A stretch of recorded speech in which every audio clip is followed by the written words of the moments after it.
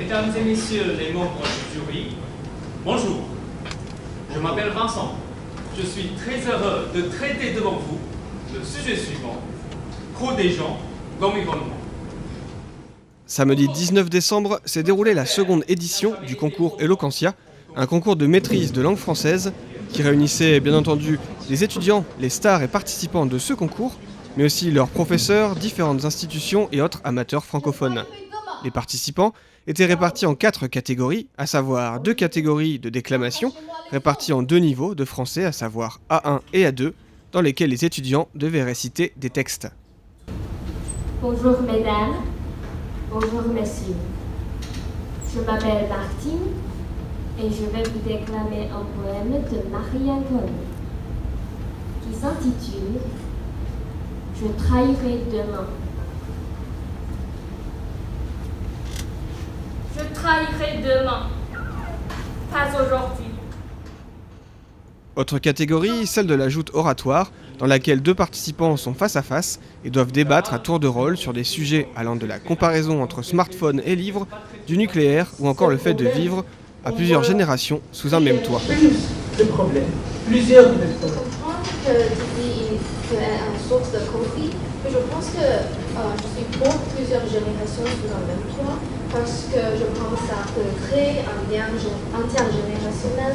Par exemple, La catégorie finale est le plaidoyer. Les participants ont tiré 2 sujets, en choisissent un et se présentent ensuite sur scène à tour de rôle pour exprimer en 3 minutes leurs idées sur ce fameux sujet. Messieurs, bonjour, je suis Irène et mon sujet aujourd'hui, c'est la transparence en politique. Comme monsieur a dit, la politique, c'est l'art de créer des faits. Or, de nombreux politiques prétendent faire preuve de la transparence dans leur métier. Les termes transparence et politique sont a priori incompatibles. En 2012, le ministre du budget français, Jérôme Cahuzac, affirme vouloir un minimum de transparence et lutter contre la fraude fiscale. Mais, à peine un an plus tard, le voilà accusé de fraude fiscale.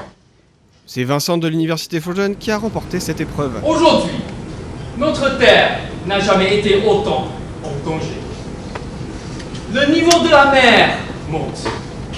Des espèces entières disparaissent.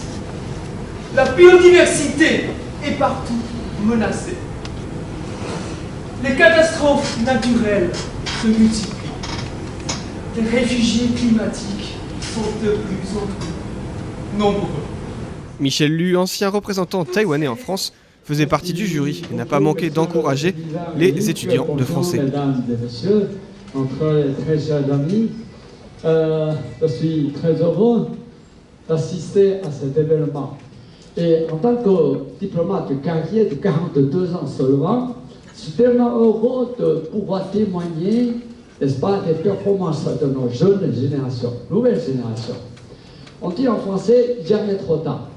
Donc il faut continuer, il faut bien travailler. Et pour moi, comme Julia m'a invité, et bon, j'ai répondu immédiatement, sans hésitation. Si chaque catégorie n'a couronné qu'un seul vainqueur, les participants peuvent être fiers d'avoir affronté ce challenge et d'avoir vécu cette expérience. Et nous pouvons les féliciter de ces efforts pour communiquer dans la langue française.